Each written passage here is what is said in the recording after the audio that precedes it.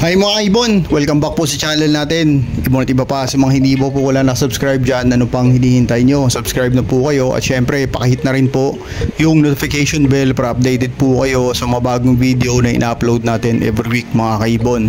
At yung FB page po pala natin, wag nyo pong kalimutang i-follow, like and share kasi nga po doon tayo nagbibigay ng mga update, itlog na fertile, ibon, inakay, doon po tayo namimigay kaya wag nyo pong kalimutang i-follow din po yung FB page natin. At sa mga Shopee supporter po pala natin, maraming salamat po sa suporta nyo, sa patuloy na pagtangkilik sa produkto natin. At yung mga winners pala natin nung May, na padala na po natin lahat yung mga ibon nila. Maraming salamat po sa suporta nyo mga kaibon. Okay?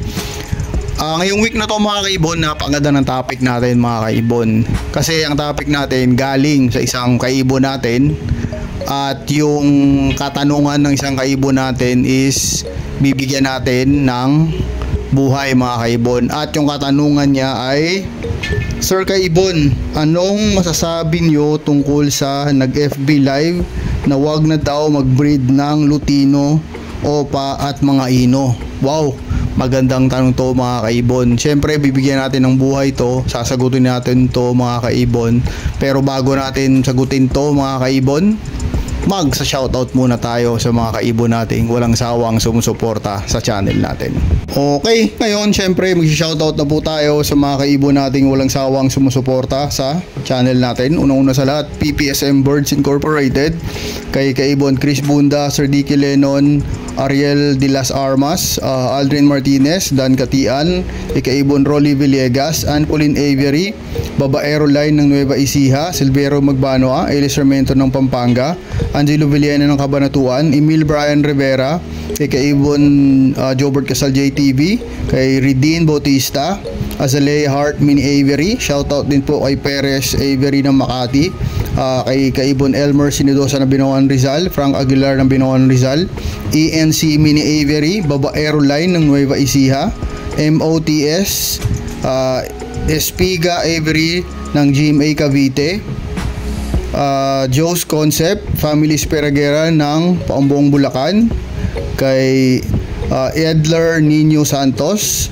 kay kaibon Giselle Kaerlang ng Paniki Tarlac, JPC Winnie Avery, Henry Oliva Casabuena, kay kaibon John Kenneth Casabuena, anak ni Sir Henry Puto, at kay kaibon Jefferson Ilarde ng Muntinlupa. Maraming salamat po mga kaibon sa suporta nyo. Okay, ngayon syempre mga kaibon, bibigyan na natin ng buhay at sasagutin na po natin yung katanungan ng isang kaibon natin. At yung katanungan ng isang kaibon natin, Sir Kaibon, anong masasabi nyo tungkol sa nag-FB live na wag na daw mag-breed ng Lutino, Opa at mga Ino? Napakagandang katanungan to mga kaibon. Una sa lahat mga kaibon, bago natin sagutin to, nahihiya lang siguro sabihin to, ito yung Feather Talk. Actually mga kilala po natin yun mga kaibon, mababait na tao yun, nakakausap po natin yun mga kaibon. Okay, alam ko pag may opinion kayo, respetuhin din nila yun mga kaibon. At pag may opinion sila, tulad ng opinion nila, respetuhin din po natin yan mga kaibon. Dapat respetuhan lang mga kaibon. Ang pangit lang dito mga kaibon is kung may opinion tayo, hindi nila nirespeto, at kung may opinion sila, gusto nilang respetuhin natin yung opinion nila. Yun yung pangit. Katulad sa nangyari sa atin nung ano ba yun? Yung gray wing ba yun? Oo, nagbigay tayo ng presyo. Totoo naman po, bagsak presyo naman talaga yung gray wing. Anong magagawa po natin doon? Alam nga naman natin, sabihin natin mataas yung presyo. Sa katotohanan, bagsak presyo naman. Marami nagalit sa atin doon. Wala na tayong magagawa doon mga kaibon. Kasi yun po yung gusto nila. At for example, kasi sinabi natin respeto, saan po mga kaibon, tayo po, pag sinabi sa atin pangit yung mga ibon natin, hindi ako magagalit sa inyo mga kaibon, kasi nga po opinion nyo yan. Yun po yung paningin nyo, yun yung pananaw nyo, kaya nirerespeto ko yan mga kaibon. Okay? Ngayon sasagutin na po natin to mga kaibon. Actually sa sobrang busy natin mga kaibon, hindi tayo nakanood nung live na to mga kaibon. At pinanood lang natin kasi dahil may nagtanong, sa sobrang busy talaga, sobrang busy ng schedule. Tapos napadpad nga po tayo doon sa kalagitnaan mga kaibon. At yung kalagitnaan na yun nga napakinggan natin na tungkol nga sa Lutino Opa mga kaibon. At mga Ino, napakinggan na rin natin yun mga kaibon, at mga bagong mutation. Nasabi na rin nila doon, tapos nag-mention sila ng mga follows doon, mga pale follow, dan follow, bronze follow.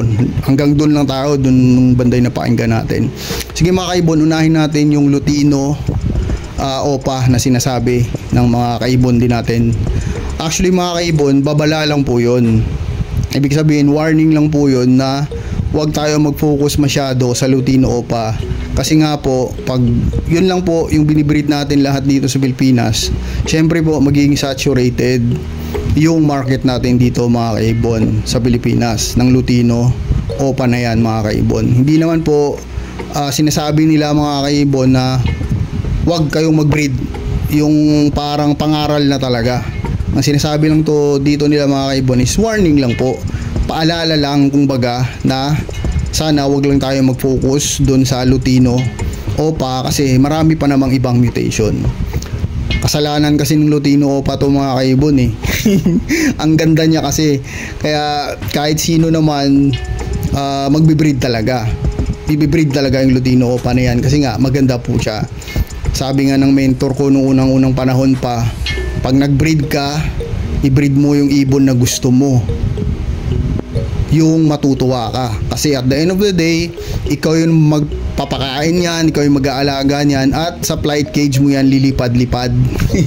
Kaya kung ano yung gusto mong ibon i-breed mo, yun yung gusto yun yung sinabi ng mentor ko sa akin. Kaya yun ginagawa natin, kung ano yung gusto nating ibon i-breed, yun na i-breed natin mga kaibon. Okay? Tapos na-mention din doon mga kaibon yung syempre bagong mutation. Sino ba naman hindi gusto na magkaroon ng bagong mutation, di ba mga kaibon? Lalong-lalo na galing dito sa Pilipinas.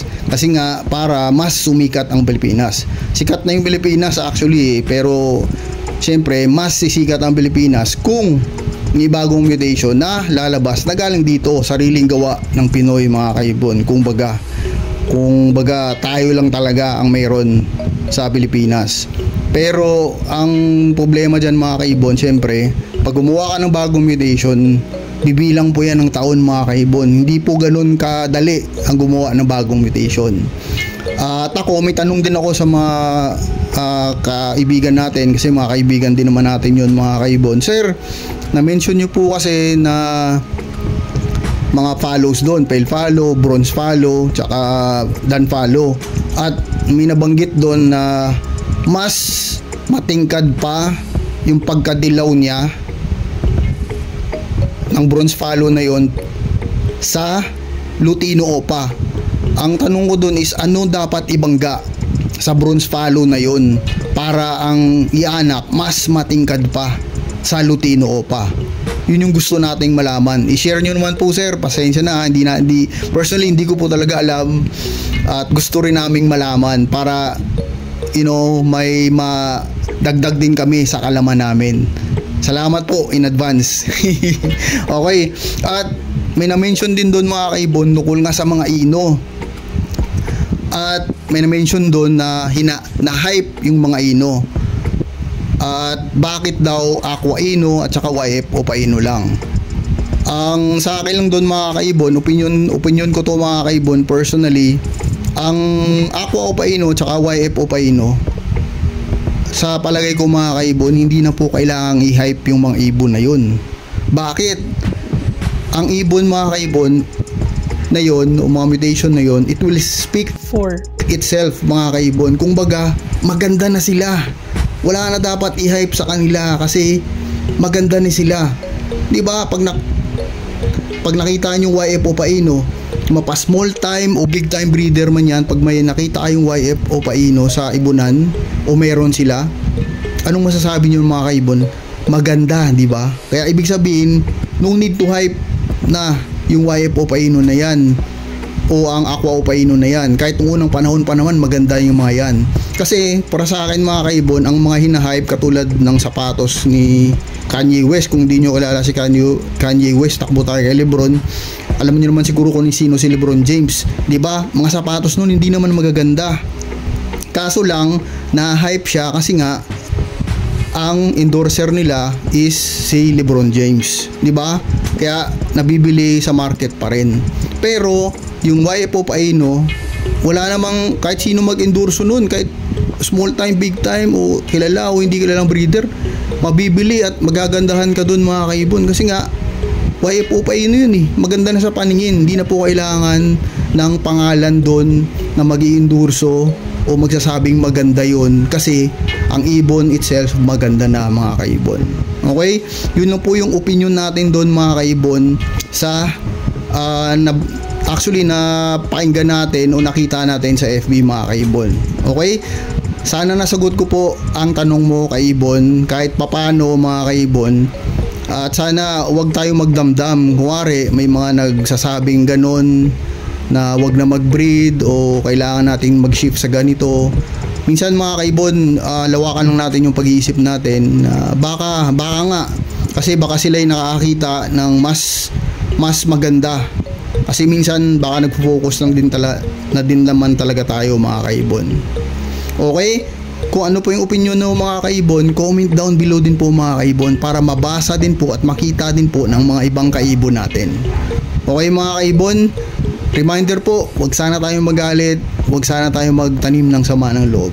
Okay? God bless po sa pamilya nyo, God bless po sa lahat ng mag-ibon. See you next time po mga kaibon. Ibon at iba pa. Maraming salamat po.